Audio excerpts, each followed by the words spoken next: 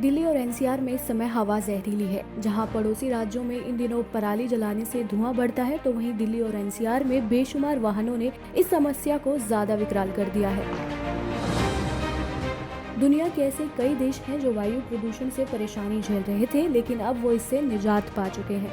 अब सवाल ये है कि ऐसा उन्होंने क्या किया जिससे वो प्रदूषण पर लगाम लगा सके। जानते हैं कि वो ट्रैफिक को लेकर क्या करते हैं और किस तरह उन्होंने प्रदूषण कम किया।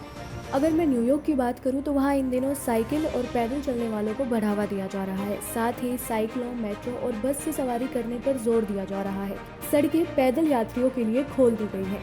सैन फ्रांसिस्को ने 2 अगस्त 2017 में घोषणा की थी कि वो 2 मील से ज्यादा लंबी मार्केट स्ट्रीट पर कारों के आने जाने को पूरी तरह प्रतिबंधित कर रहे हैं।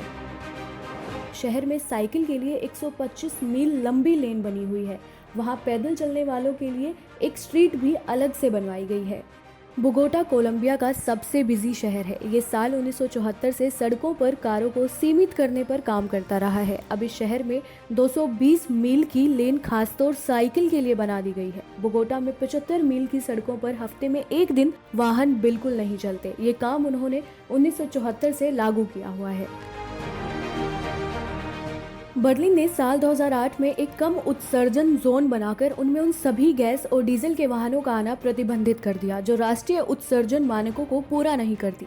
ये पूरा इलाका 34 वर्ग मील का है। इससे इस इलाके में रहने वाले बर्लिन के 1/3 निवासियों पर असर पड़ता है।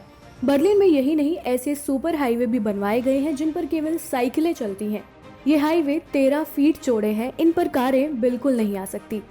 अप्रैल 2016 में मेक्सिको सिटी की स्थानीय सरकार ने ये व्यवस्था लागू की कि वहां के सिटी सेंटर में हफ्ते में 2 दिन और महीने के 2 शनिवार को वहां कारों का चलना सीमित किया हुआ है। इसमें नंबर प्लेट से कारों को रोटेशन सिस्टम के हिसाब से जाने की अनुमति मिलती है। इससे शहर का धुआं खत्म करने में मदद मिली।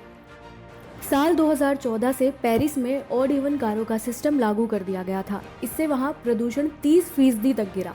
अब शहर चाहता है कि सिटी सेंटर तक किसी भी कार की आवाजाही पर प्रतिबंध लगा दिया जाए। पेरिस की योजना 2020 तक इलेक्ट्रिक कारों के लिए सड़कें तय करने के साथ बाइक लेन बढ़ाने की है। यहाँ रविवार को कार सड़कों पर नहीं आ सकती।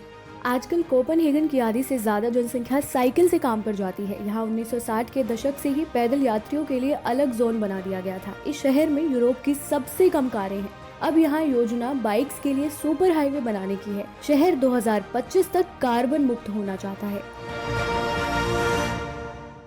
Presenting V News app available on Google Play and App Store. Download it now.